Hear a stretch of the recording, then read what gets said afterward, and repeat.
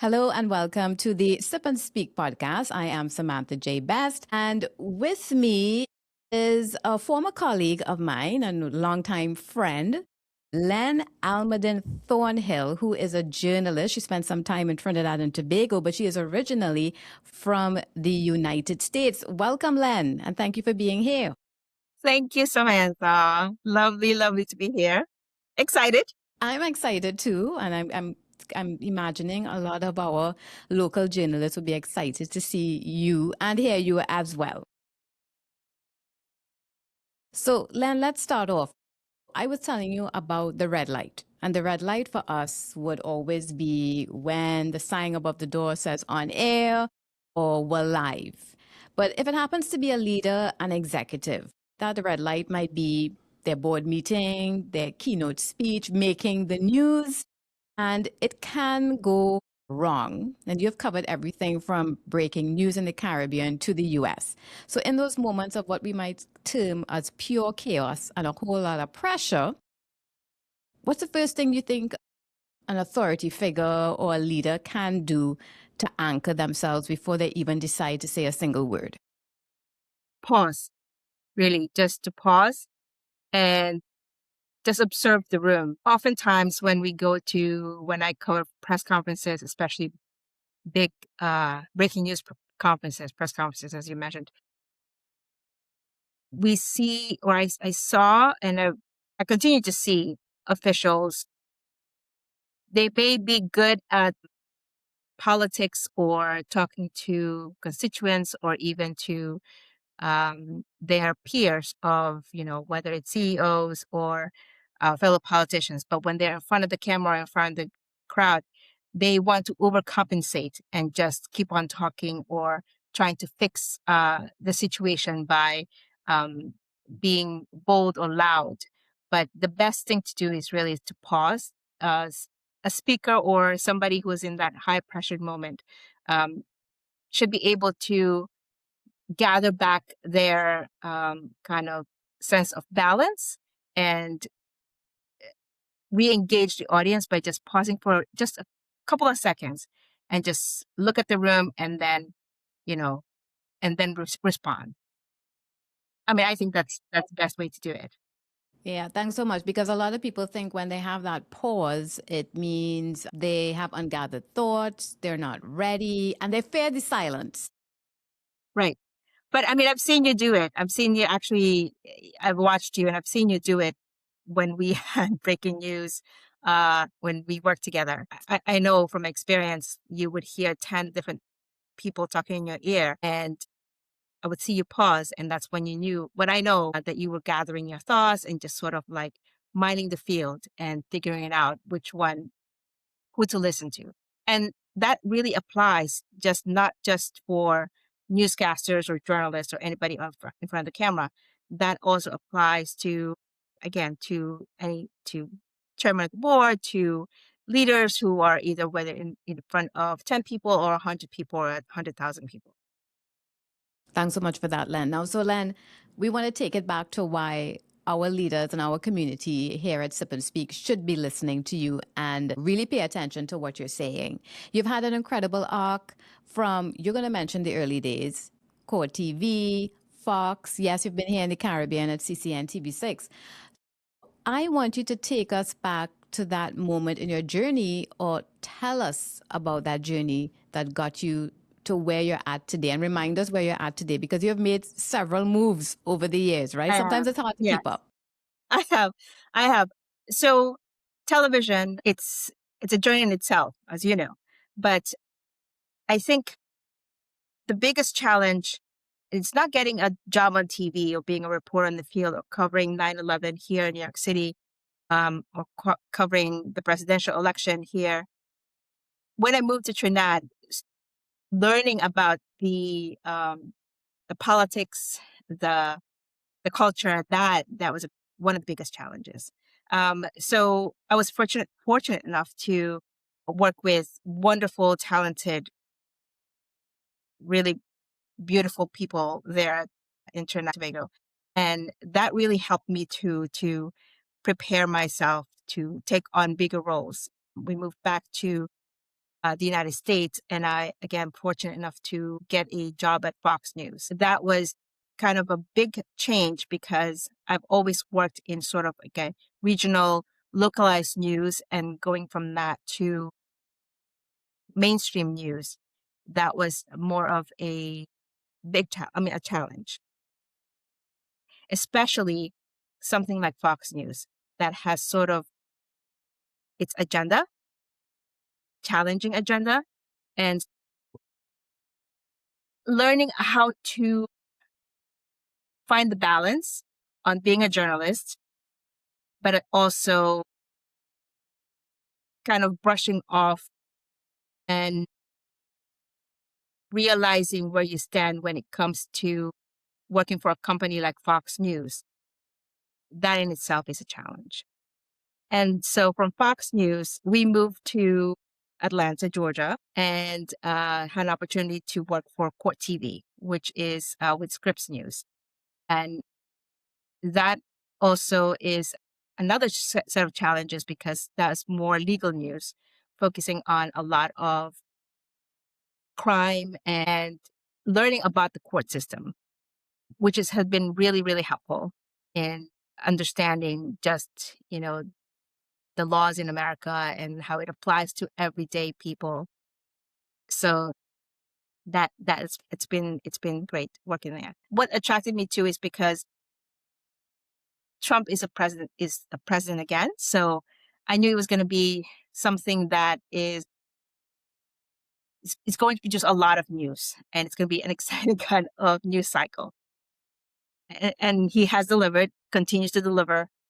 There's not one moment of silence, or even we can't even relax. The news cycle goes from 2-3 headlines a day to 4 to 5 by the end of the day. uh, Unlike when I covered the news during the Obama years or the Biden years, they were different. It was a different kind of pace. So that was actually a conversation I had with someone where they were saying that they were excited to have Trump as president because he really gave a revival to traditional media where it was struggling with social media. And he seems to complement both because he's also being categorized as entertainment. Right. Yes. And so he has really been challenging a lot of us journalists in making sure that we hold our ground when it comes to journalism, making sure that we check ourselves, because it's really easy to be swayed or just go with whatever kind of topics that he wants to push, right? His administration wants to push. And so it's been a challenge in deciphering what needs to be covered, what do people need to know versus what he wants you to know. I think you mentioned to me at one point in time, you didn't spend your entire career as a journalist. What was happening before? What was the plan, really? Right. Well, the plan was I worked at a law firm, actually. I worked for an international law firm as a business development officer. Did that for 5 years for Paul Weiss. And that has been, I continue to use whatever experience and skills I learned there. It is helping place law partners, in a way that is palatable to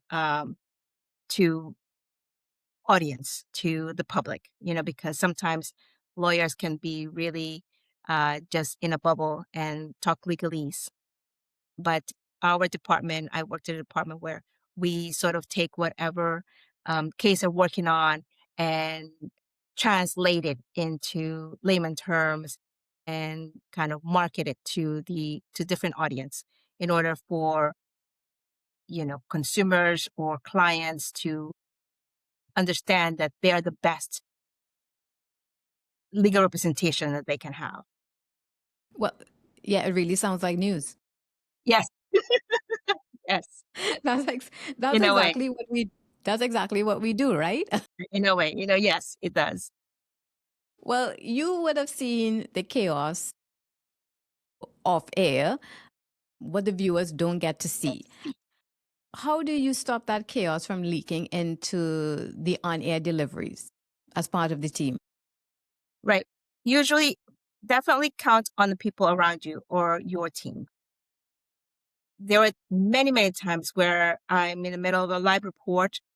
There's a breaking news happening on my right hand side periphery, or I tell this story all the time because it's sort of a classic example. When Trump won the first time in 2016, I was in the middle of Fifth Avenue on the street with other media on the sidewalk. We had a little setup, and we knew what we're gonna do. We were prepared to do the live report, and then there was a big rush of Trump supporters just driving up and down the street, screaming and just celebrating. And at that moment, you have to just look straight ahead and just think, be in your mind, and just think about what are you there to do. Nothing else matter but the delivery of what you're trying to tell your audience. But before you get to that point, though, you have to know, you have to prepare yourself that anything can happen everywhere you go, or before any kind of events that you cover. You have to be of mind to say to yourself that anything can happen. So whatever I'm going to deliver, I have to be able to deliver it despite the noise and despite the distractions. So that comes with training, and that comes with preparation. And when things are still unfolding, how do you decide what not to say? And how do you kind of resist that urge just to fill the space with noise, when, the signal just isn't clear just yet? Yes, there's always a desire. It's human nature. It's almost like you have to say yes, and just to make sure that you feel like you have to overcompensate. It happens, it slips, but just pull back. Try, you can't help it, but just try to not prolong it. So if you say, one syllable, just try to not say the next one, kind of thing. So that's how I've been trying to stop myself. Most of the things that we do say live on air could have legal repercussions, very much high stakes. So there's basically one slip and you've created an entire mess, not just for you, but for your network. And it could cost a lot of money. How do you stress test your narrative in the seconds before you go live?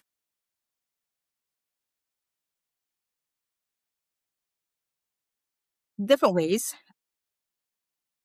There are times when you just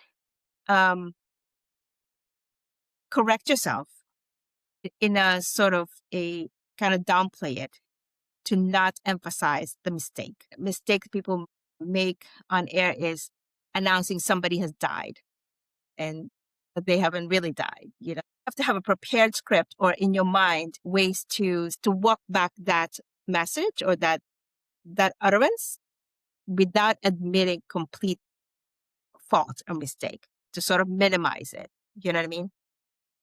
Yeah, I think that's a really good tip for someone who has made what they might see as an error in real time, to admit to the error at a certain point, not admit guilt or fault, but admit to the error being said, because it was said. Yes. And, people it's being recorded, they can play it back. So admit it, but be able to, in a way, almost apologize for the error, retract from the error. I think that could add to your credibility instead of just pretending like it never happened. Right. And move on.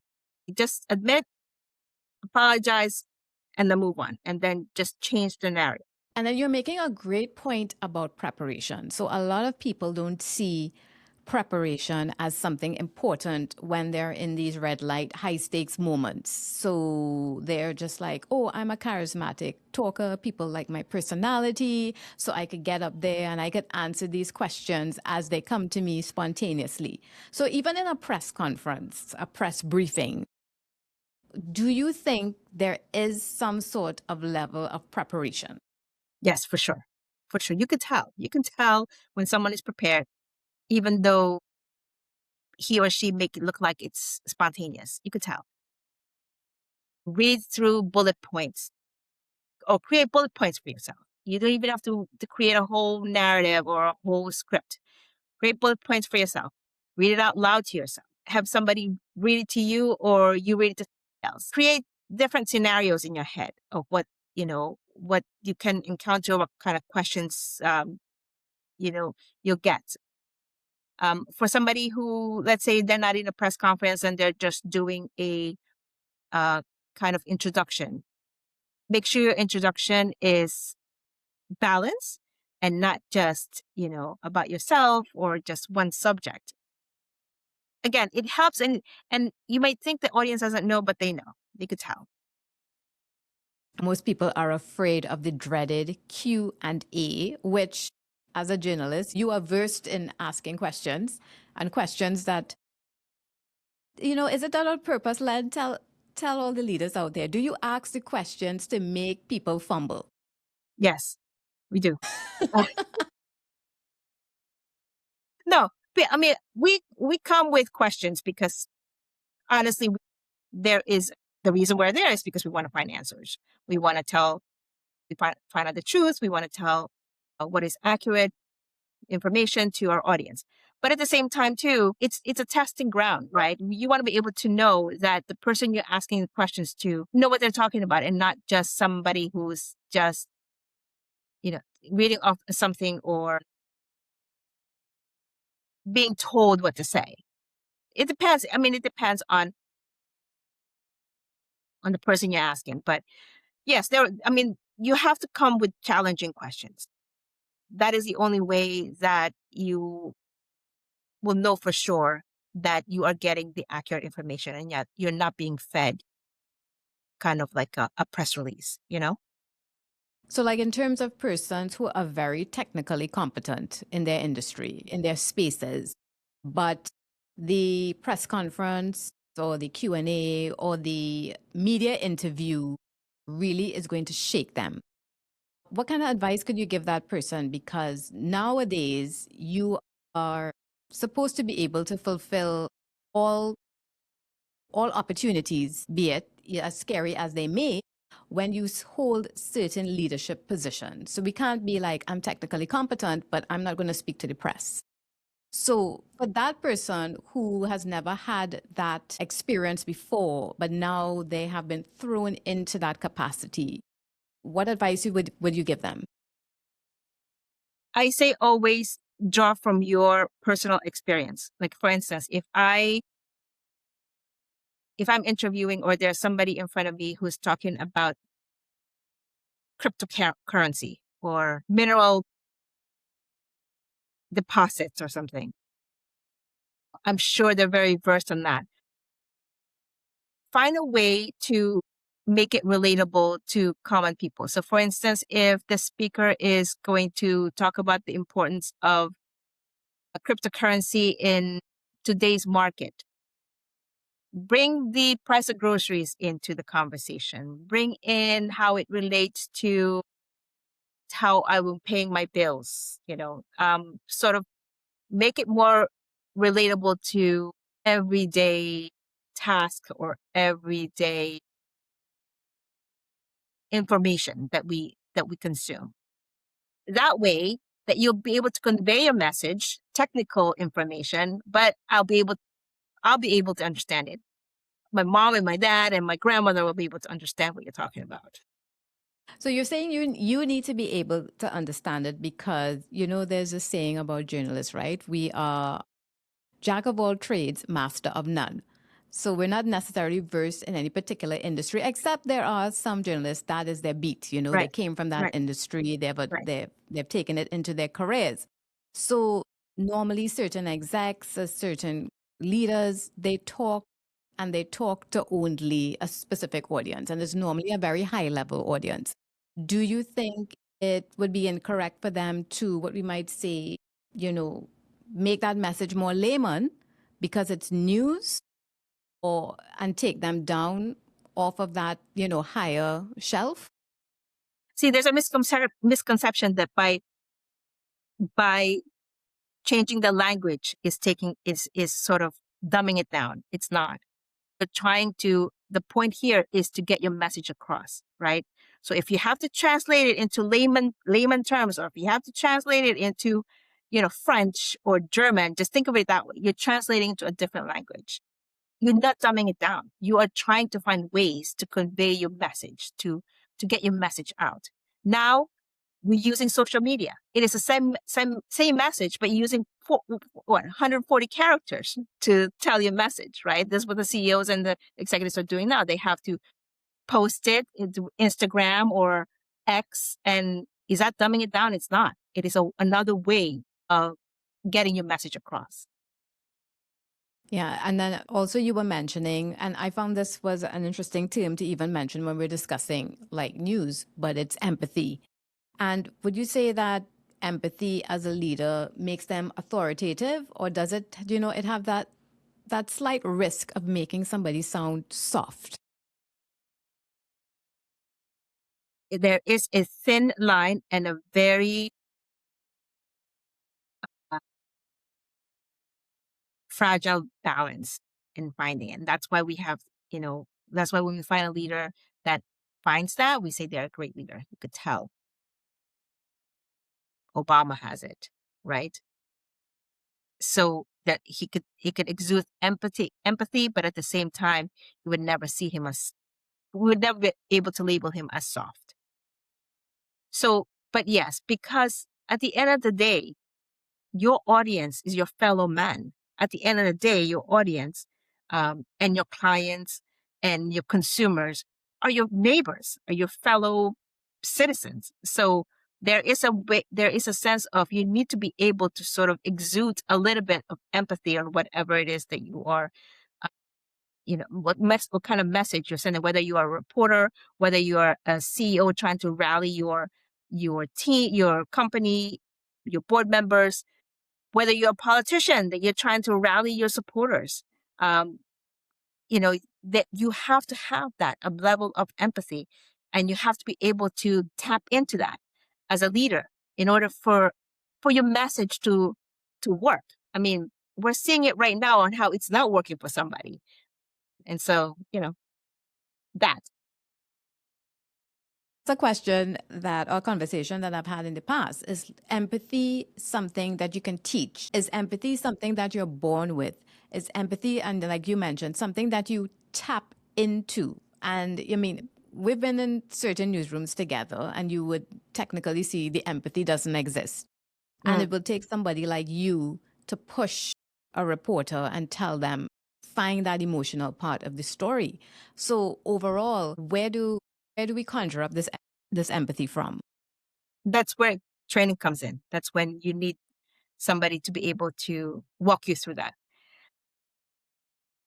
You need mentors. You need somebody to train you. You need support. You need practice. There are some people who are gifted who can just rally themselves up by themselves. But there are some people who would need a little help, and again, that's when I say, get somebody to help you. Or I hope the people around you are smart enough to point that out to you, and you are smart enough to take on that advice, because it is important, because you can tap into it. And like from the terms of a technical, because I was with a technical team recently, we were discussing empathy and leadership.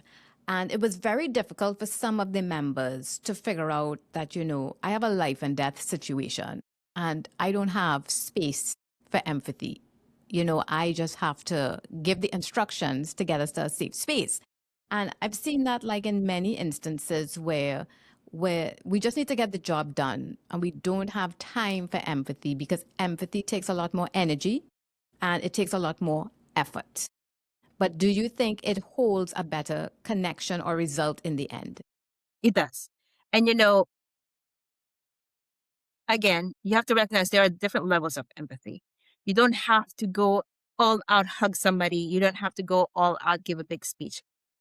A hand, holding someone's hand, tapping somebody's shoulder, or just giving them a smile, or just a little acknowledgement. Those things you can teach. Those things you can sort of put in your back pocket every time you have to let someone know, or teach somebody how to be empathetic. Just be like, pat somebody in the back, touch someone's hand, just wink or something. Little things like that, they go a long way. Again, it doesn't have to be all out, big hug. Oh my gosh. Oh my good. No, none of that. It doesn't have to be. And then where do you see the future of news broadcasting? You know, a lot of people have argued that the internet has killed traditional media, has killed traditional credible journalism, and everything has a pretty much a blurry line. We're not too sure what's the truth versus what is true anymore. And in that argument, I would say this is where the credible news sources are still very important because at least, we fact check, we look for credible sources. We would not post or write a story that has holes in it. But where do you see the future of news broadcasting? I think it's evolving. It definitely has to include a lot of the changes, including AI. We have to embrace all of that. And it holds journalists accountable in a higher standard, which is good. But I do think because we do traditional journalism is not going anywhere just because people still want to be able to hear the whole story. It's entertaining to hear the 14 seconds. It is, instant gratification to be able to swipe and hear the bullet points of what happened. They are still traditional journalism is still here because we want to hear the whole story. Long form storytelling and long form reporting is still around because we do want to know all the facts from the beginning to the end. So I don't think it's going anywhere. I think because people, are interested in finding the whole truth instead of the soundbite. Yeah.